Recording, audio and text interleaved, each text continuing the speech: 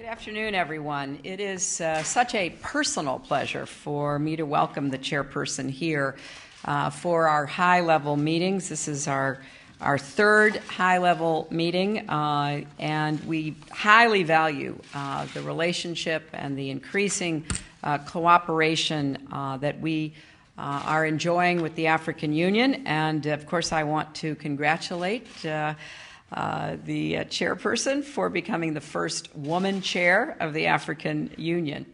I want to start by saying a few words about the ongoing situation in the Democratic Republic of Congo.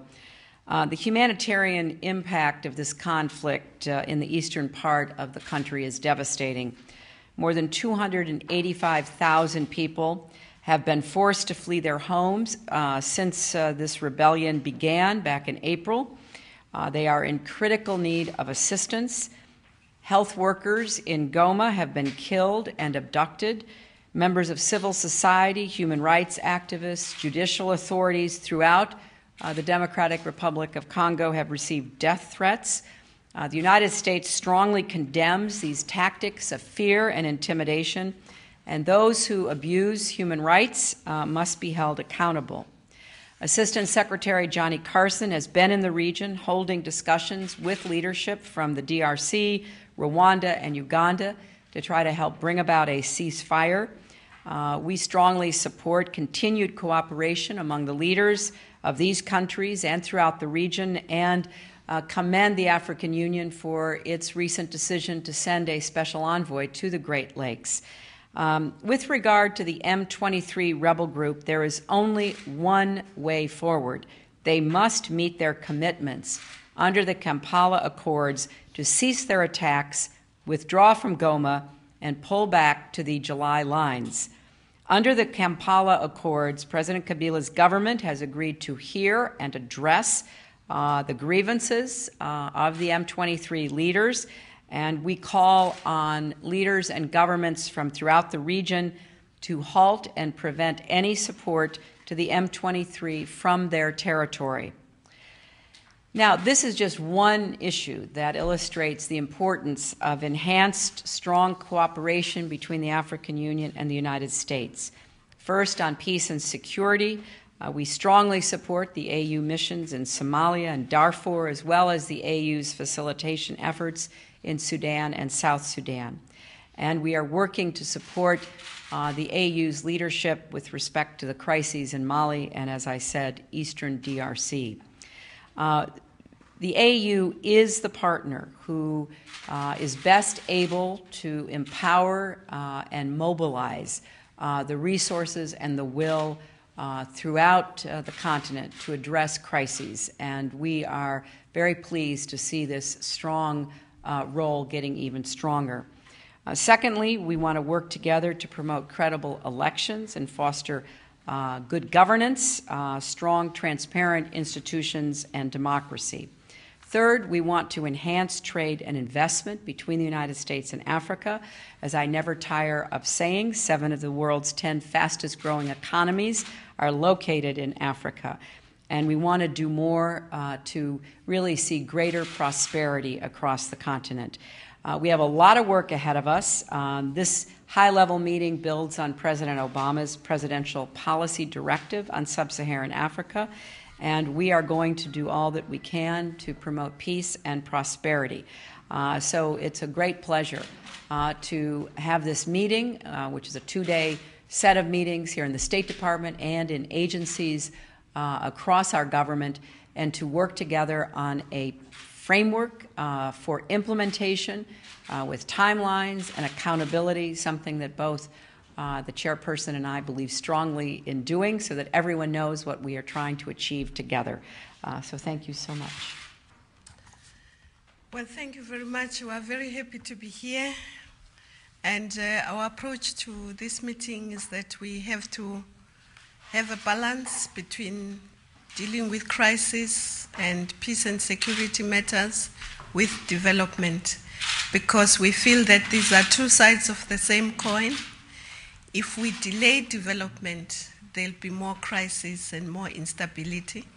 But at the same time, if we don't deal with the security situation, we can't develop. So that balance for us is very important. And going forward, we are working as the AU towards a prosperous Africa, which is at peace with itself and the world.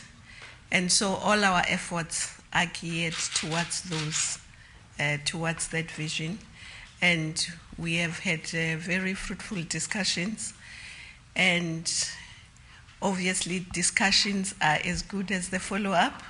And we are going to make sure that we follow up on all the decisions and discussions that we've had. Thank you. We'll take two this evening. We'll start with CNN. Jill Doherty. Excuse me. Madam Secretary, thank you. I wanted to ask you about tomorrow. The Palestinians go to the United Nations asking for non-observer status. We know that the U.S. objects, and we know many of the reasons, but why are you adamant about it at this point when Mahmoud Abbas could use some shoring up at home? He's losing support, and even as Hamas is gaining support. And then if I could ask you one question on Benghazi. Some are saying, since the State Department is responsible for embassies, why wasn't it you who was on the talk shows on Sunday as opposed to Ambassador Rice? Thank you. Well, first, with regard to the Palestinian question, I have said many times that the path to a two-state solution that fulfills the aspirations of the Palestinian people is through Jerusalem and Ramallah, not New York. We have made very clear to the Palestinian leadership, I met with President Abbas just last week, that we oppose Palestinian efforts to upgrade their status at the UN outside of the framework of negotiations to achieve a two-state solution, because no matter what happens at the United Nations, it will not produce the outcome that this government, this president, and certainly I strongly support.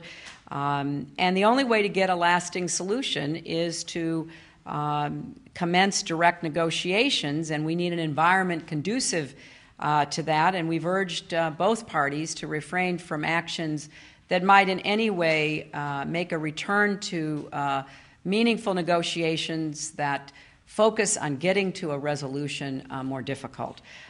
So I may have more to say about that later, but certainly that's our overall view.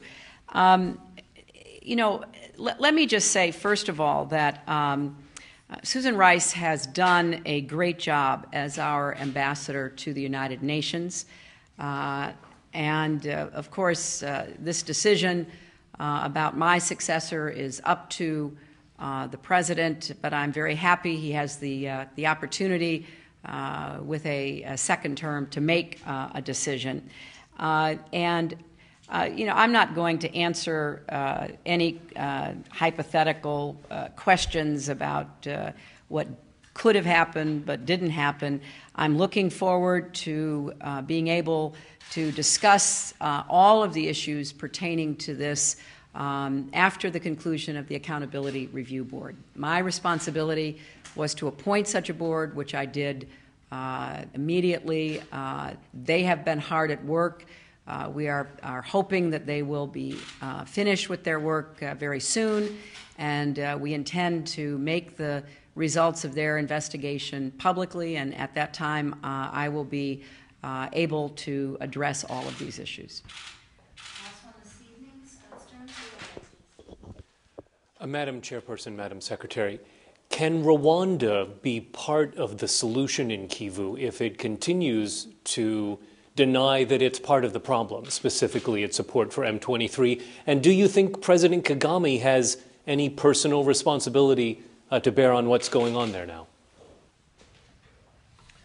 Well, our approach to this matter is that it doesn't help us in finger pointing. We just need a solution. And we met in Kampala on Saturday. The summit took decisions that the M23 must be out, that there must be a special force a neutral force to deal with that area, and that President Kabila should listen and evaluate the concerns of the M23.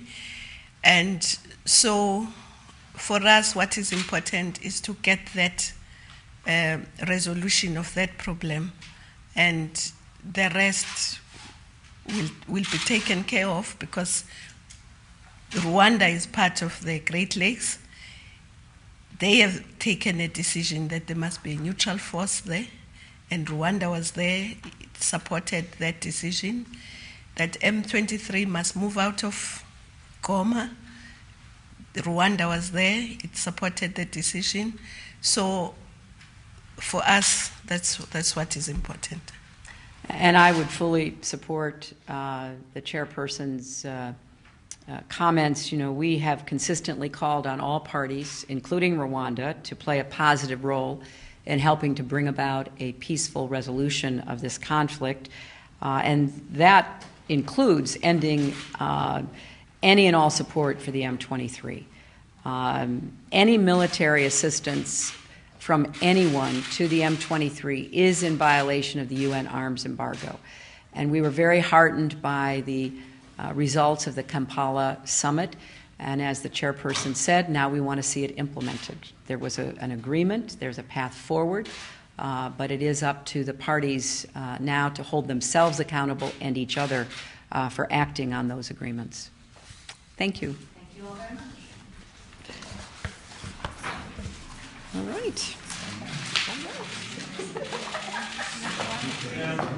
right.